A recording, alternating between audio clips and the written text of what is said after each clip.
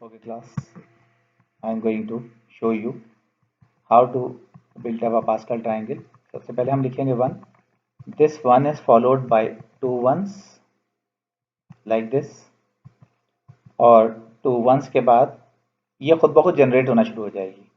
All we have to do is to place 1 and 1 on either side, और ये दरमियान में जो आंसर आएगा ये above 2 आंसर्स जो है ना उनका सम होगा.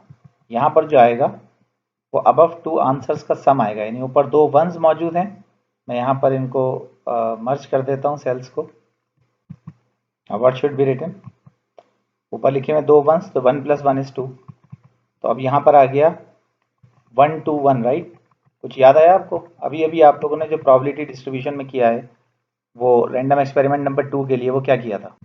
हंसी है. अगर इस प्रोबेबिलिटी डिस्ट्रीब्यूशन को देखें 1/4, 2/4, 1/4, तो 1 2 1 आया लिखा हुआ, तो ऑटोमेटिकली अपॉन 4 हमने लगा दिया क्योंकि टोटल आउटकम्स हैं. बिल्कुल इसी तरह अगर आप देखें इसके बाद पास्कल ट्रायंगल में, तो अगेन हमें 2 दफ़ा इधर साइड पे 1 प्लेस करना है, और उसके बाद बताएं 1 + 2 = 3, 2 + 1 = 3. तो अभी आ गया 1 3 3 1. अभी आप लोगों को जो मैंने टास्क दिया है क्लास वर्क टास्क, 1/8, 3/8, 3/8 और 1/8 है. बिल्कुल इसी तरह इसके बाद वाली जो डिस्ट्रीब्यूशन बनेगी, एक कॉइन को 4 टाइम टॉस करने वाली, वो आसानी से बन जाएगी. वो इस बार जो इसके कोफिशिएंट्स बनेंगे वो क्या बनेंगे? बिल्कुल 1 + 3 = 4, 3 + 3 = 6, 3 + 1 = 4 और 1. तो अब जो आप डिस्ट्रीब्यूशन बनाएंगे वो बनाएंगे 1/8 होगा, नहीं 1/16, 4/16, 6/16, 4/16 एंड 1/16. और इसी तरह ये पास्कल ट्रायंगल जो है ना एक्सपेंड करती रहती है. और ये वही कोफिशिएंट्स हैं जो हमने बायनोमियल एक्सपेंशन में किसी ज़माने में पढ़े थे कि अगर मैं a + b की पावर 0 कर दूं तो आंसर आएगा 1. जब मैं a + b की पावर 1 करूंगा तो आंसर आएगा a + b. देखें उन दोनों के कोफिशिएंट लिखे हुए 1 और 1. फिर a + b to the whole square के कोफिशिएंट क्या बनेंगे? a² + 2ab + b². फिर a + b⁻³ इसके कोफिशिएंट क्या बनेंगे? a³ + 3a² b + 3ab² + b³. और इसी तरह इसके क्या बनते हैं? a⁴ + 4a³ b + 6a² b² + 4ab³ + b⁴, और इसी तरह ये एक्सपेंड करती जाती है. तो इसकी छोटी सी डेमोन्स्ट्रेशन है. मुझे याद है कि मैंने क्लास में ही बताई थी, लेकिन अच्छा हुआ एक तरह से वीडियो में आ गई.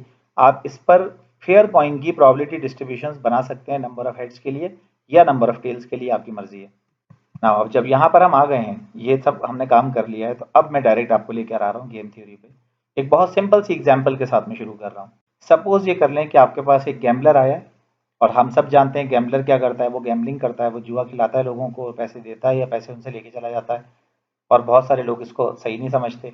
इस्लामिक पॉइंट ऑफ व्यू से अगर बात करें तो बिल्कुल इस्लाम जो है वो मना करता है, हमें प्रोहिबिट किया है उसने हमें, और इस मुसलमान को नहीं खेलना चाहिए.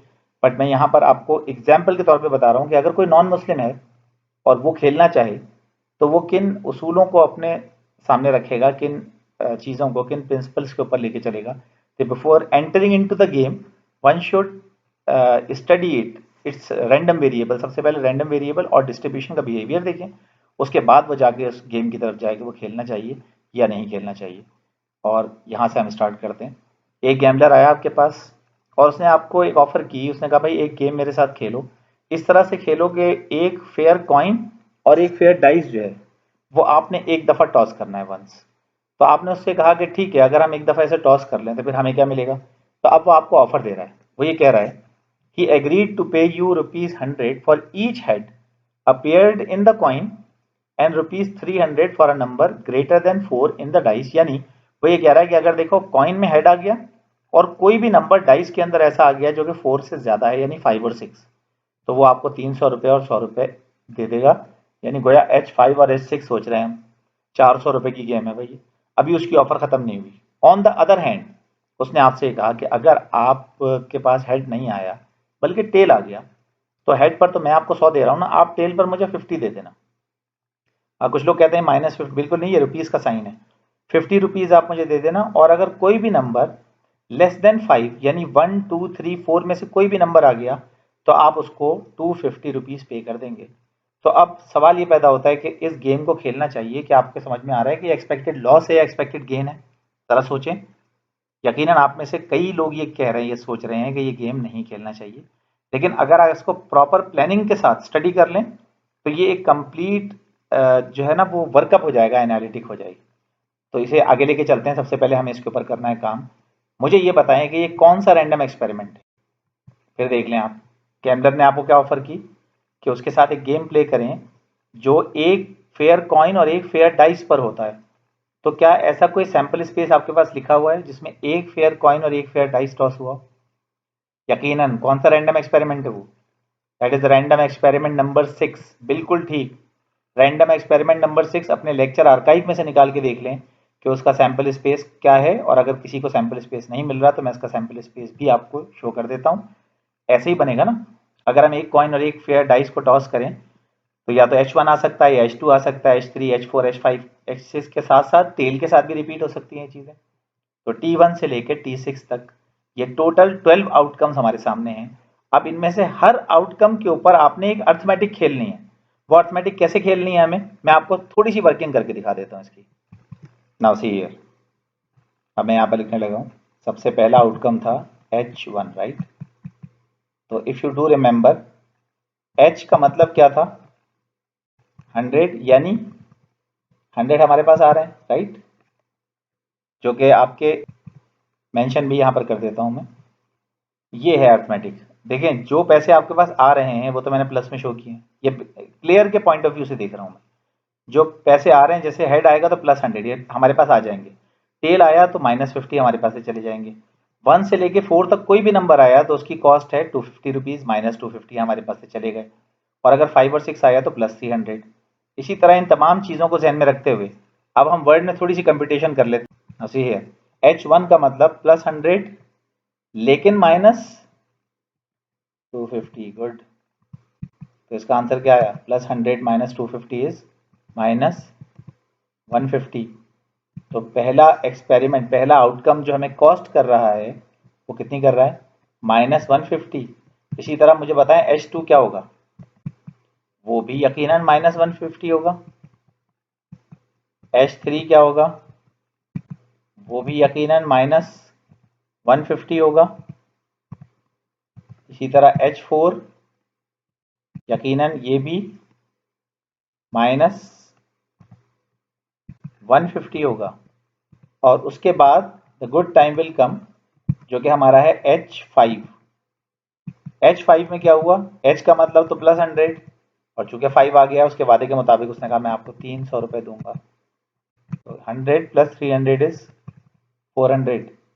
इसी तरह H6 is also equals to +400।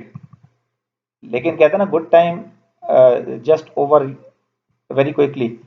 जब भी अच्छा टाइम आता है जल्दी से गुजर जाता है। जैसे H5 H6 में दो ही 400 आए थे हमारे पास, फिर नाइटमेयर आ गया हमारे सामने, वो था T1। क्यों कह रहा हूँ नाइटमेयर से? क्योंकि यकीनन टी आया है तो 50 रुपीज़ आपके पास से गए, और साथ ही साथ 1 भी आ चुका है तो -250 भी, तो 50 भी गए। तो अब कितना हो गया लॉस? -300 का।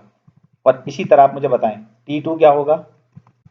T2 will also be equals to -300, T3 -300, और T4 अगेन -300।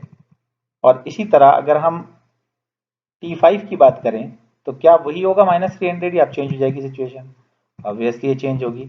-50 T का, लेकिन +300 चूंकि 5 आ गया है, लिहाजा 300 यहाँ पर लिखा, कितना हो गया? +250। और इसी तरह ये जो T6 है ये भी हमें हमें कॉस्ट कर रहा है, ये हमारे पास आ रहा है +250। तो अब ये पूरी तरतीब आ गई सारे नंबर्स की। अपने पास लिस्ट डाउन कर लें इन सबको, इन सारी वैल्यूज़ को लिस्ट डाउन कर लें, और उसके बाद फिर इसकी डिस्ट्रीब्यूशन। जो नंबर हमारे पास आ गए हैं, देखिए मैंने थोड़ा एब्रीविएट करके लिखा है यहाँ पर, आप लोगों के पास कंप्लीट होना चाहिए। इस स्लाइड से कॉपी मत कीजिएगा। -50 4 दफ़ा है, 400 2 दफ़ा है, -300 भी 4 बार है, और 250 भी 2 बार है। और अगर इस पूरे डेटा को असेंडिंग ऑर्डर में रखते हुए हम डिस्ट्रीब्यूट करें तो सबसे पहले हमारे पास वैल्यू कौन सी आएगी? जो मिनिमम मोस्ट होगी यकीनन वो -300 है। -300 के बाद यकीनन -150, उसके बाद +250, उसके बाद 400 और इनकी फ्रीक्वेंसी डिस्ट्रीब्यूशन यानी रिलेटिव फ्रीक्वेंसी डिस्ट्रीब्यूशन मेरे सामने आ गई है और वो है